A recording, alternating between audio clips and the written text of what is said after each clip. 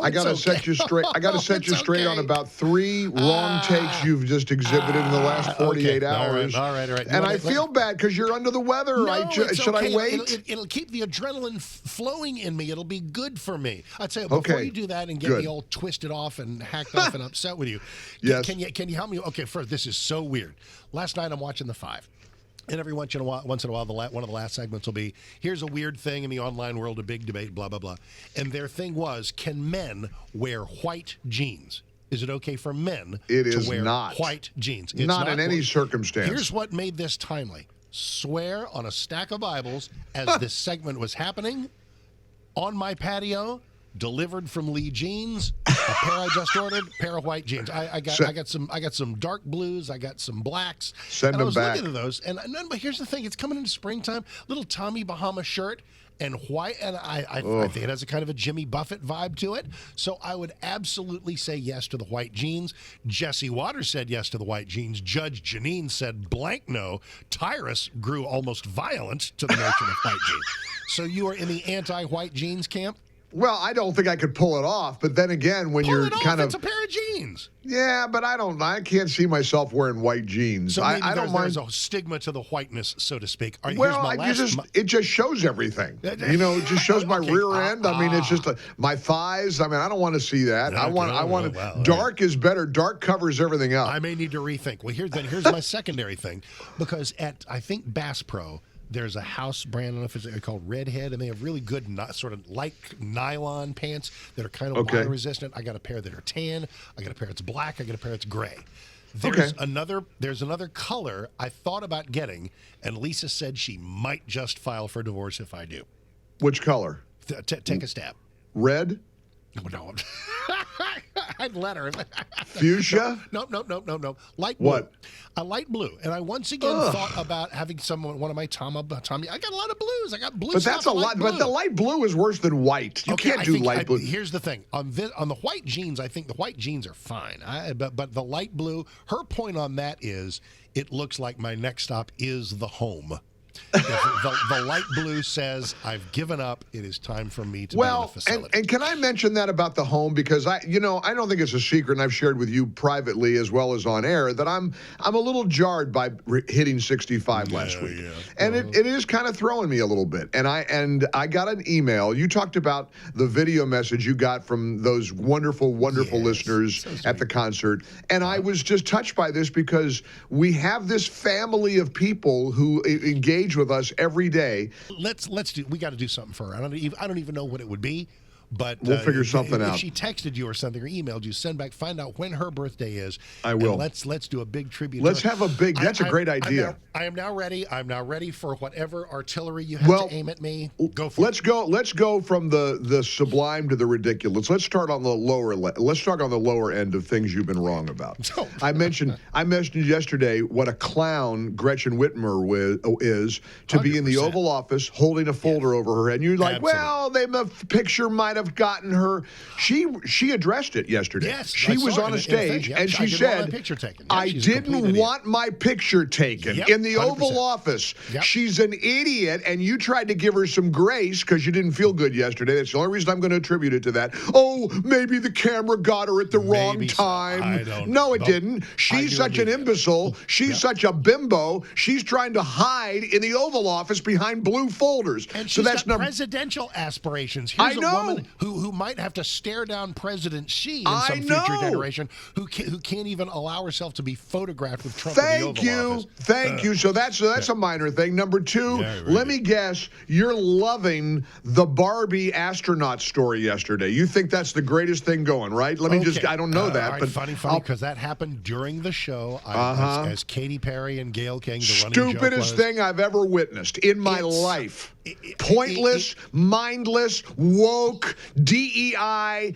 I saw the interview with one of the Blue Star, whatever they are, women. She was interviewed, and the poor hapless reporter said, is this a good thing for mankind? No, it's not mankind. It's humankind. This is about women. Do you know who that was? That was former NASA astronaut Dr. Mae Jemison, who corrected the reporters. Oh, corrected the reporters. Shut up with the mankind versus humankind. kind. And look, here's all it was about. And she said in her answer, I'll bet you saw it because you did. You referenced the clip.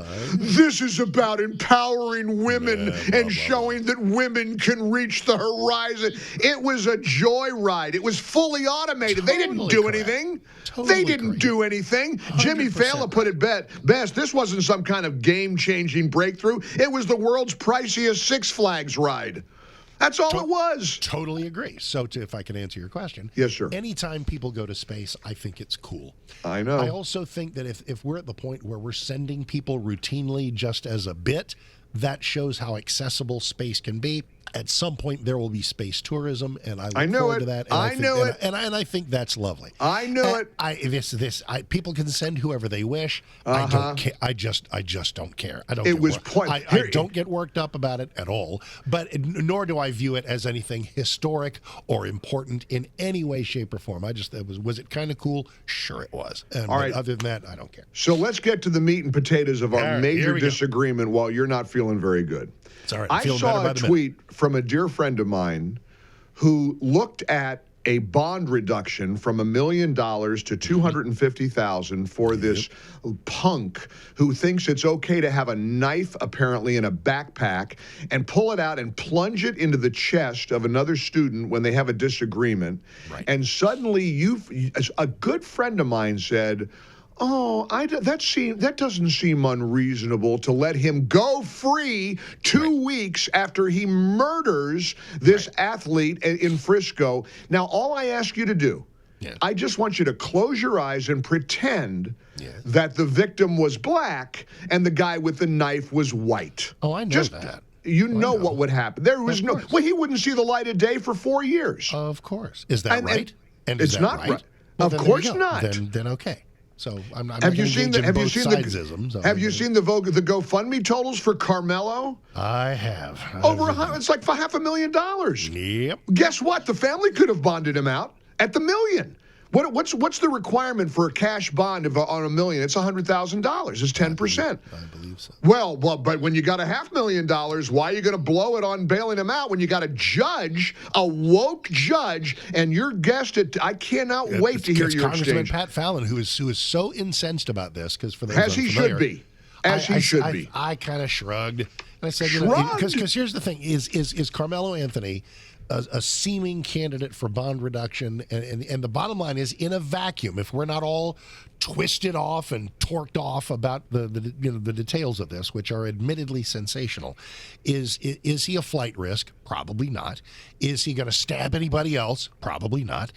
And those are the criteria. It's not about how upset we are. Say that about the hypothetical white kid. Oh, no, say that totally about the white kid. But you're saying that the white kid should get the exact same treatment. So it seems within the realm of what's reasonable. But the sword cuts both ways. Here's the mistake when we say, well, it's not really about race. You fully stipulate that if a white kid had plunged a knife into a black kid's chest, there's no way a judge is going to let him go free in 2 weeks because would be wrong. And that would be wrong. So why did the black kid get released? And that imbalance is wrong. That double standard is wrong. So in order to keep things on an even keel, we're going to deny a bond release for a kid who's probably a decent candidate for it because we're all I'm thinking double standard. I'm thinking of the family. Okay. I'm thinking of the family of Austin Metcalf. I'm thinking of you or me. If one of our kids had died at the hands of some cowardly punk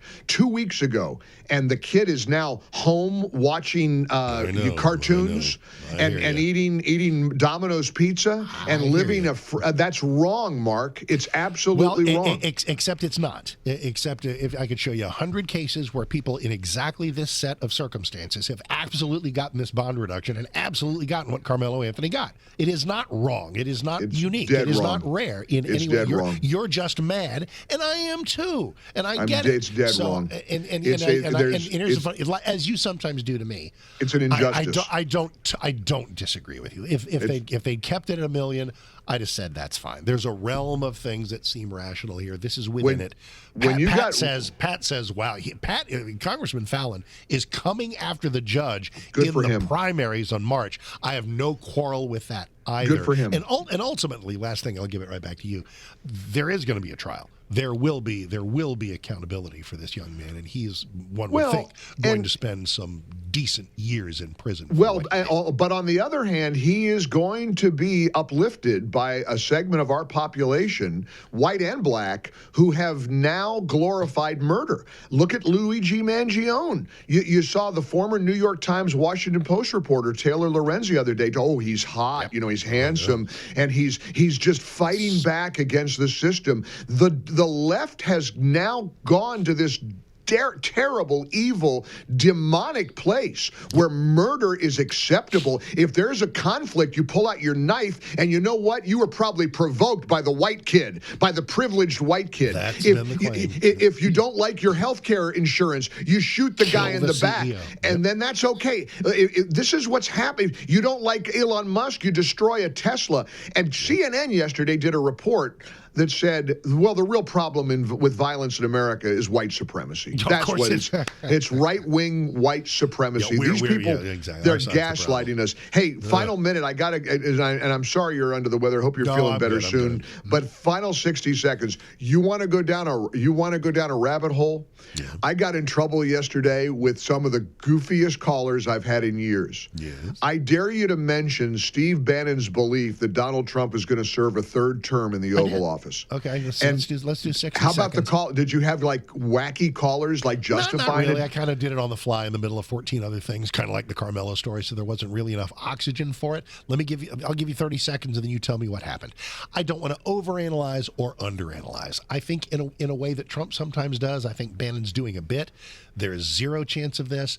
I bristle a little bit because I think it's not helpful. You and I have talked about these things. We have zero room for wiggle. Mistakes. There are millions of voters who think they might kind of like Trump and some of what he's doing, and this stupid third term garbage distracts from that and is ultimately not helpful. All right, let me give you the challenging question. Please. What if Bannon what if he's not doing it as a bit? Because I'm telling you what, I had caller after caller yesterday lining up. I felt like I was doing an episode in the home. Who insisted that he will be president the afternoon of January 20th, 2029? Absolutely. It has to do with 2020, and the election was stolen from him in 2020. Even if it was. I know. The Constitution is clear. You get to be elected twice. He's been elected twice. Some would say 3 times. But I know. I had one caller say, what about FDR? I have a look at all the terms he served. That was before the amendment changed. I know. We changed it. You're using Earth logic. I'm telling you, it's the craziest conversation. And I love Steve Bannon. That's the thing. I think he's a warrior. And he's kind of a genius. He's a vital smart voice. Oh, and what's he doing? What's the point? I'm absolutely mystified. All right, feel better. I'm glad I straightened you out. I love you too. Thank you so much. That's why I come to you. Prediction, I won't see you tomorrow, I'll bet. That's my prediction. I don't know. 50-50, dude. I know. Drink a lot of water. Drink a lot of liquids. All right, hang in there, brother. I love you. That is Mike. He's with you at 10 as soon as we're done. Right here on 660 AM The Answer. For full shows, live and on demand, it's Salem News Channel.